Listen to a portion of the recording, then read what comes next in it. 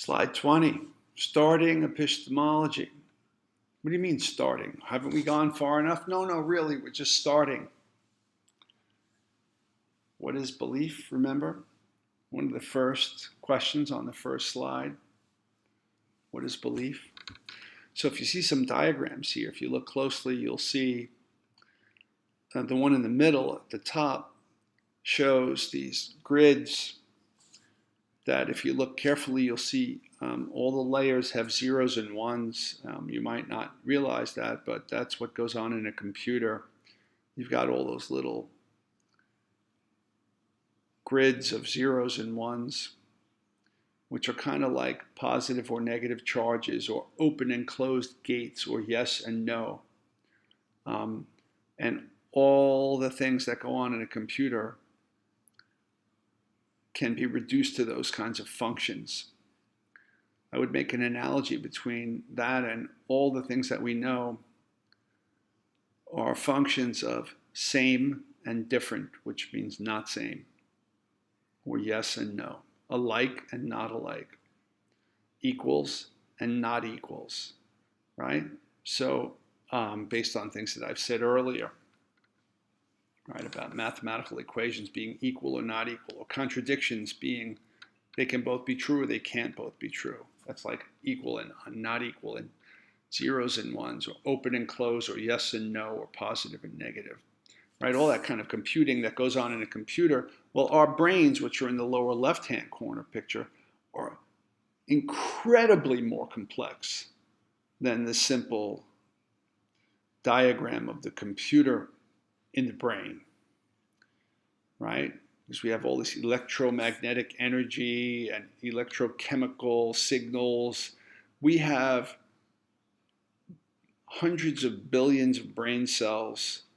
Each brain cell, which is a neuron, is connected with between 50 to 200,000 other brain cells, fibers going out and in, axons and dendrites, signals going out, signals coming in. So there's approximately, in the teens, something like 17 trillion, wherever a synapse is where an axon or a dendrite touches a nerve cell, which is an outgoing or incoming signal, like wires, right? So where a wire, if my head is a nerve cell, then this is a synapse, and that's going out is like, I'm sorry, this is an axon, this is a dendrite, or vice versa. I always forget which is which. But where it's touching the brain, right, this knuckle, those connections, those are called the synapses, right? So a synapse represents the possible interaction between one neuron and another. So there's something like 17 trillion synapses that could be active per millisecond, like blink of an eye, right? 17 trillion per blink of an eye. So that's like a lot more trillion than a whole second, right? Going on in that picture in the lower left-hand corner, right? There's nothing like that going on in the computer. And it's not just about how many zeros and ones are in the brain, because it seems to be more than just zeros and ones, right? There's a lot of different categories of values and of kinds of information that are constructed in a mental mind moment, so to speak, in a blink of an eye. All right, but what all that computing does, remember the light coming in, the sound coming in, it's all that processing to create those images, which are then projected on the source of the signal coming in. That's an awful lot going on. In the picture in the lower right-hand corner, it says mind mirror, and if you kind of blow that up, you'll see that there's a hand.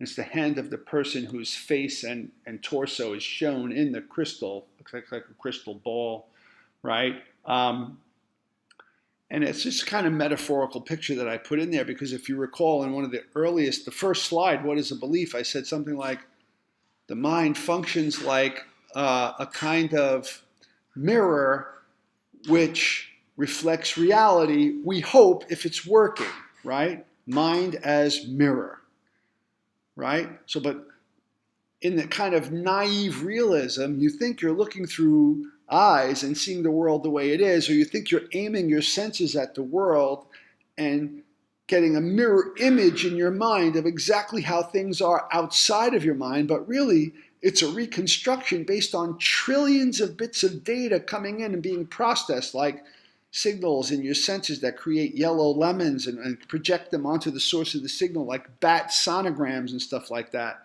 right? So what is a belief? It's a really complex neurochemical, mental representation, reconstruction of signals coming in that is a model in some way that resembles some part of data coming in from outside the mind in a way that reliably allows you to interact in the same way that bat hearing allows it to see an insect with its ears, right? So that it can go and eat that insect, right? So this is a kind of amplification of the detail that goes into the appearance-reality gap, the ways in which the world outside the mind is radically different from the world inside the mind. And there's almost no way to get outside of your mind to see, like, is the world outside of my mind? Here's what's going on in my mind.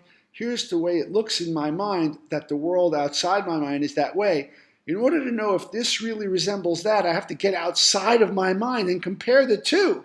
But I can't because I'm stuck in here, right? This is the world of appearance, and this is the reality out here, right? You see the problem, I hope?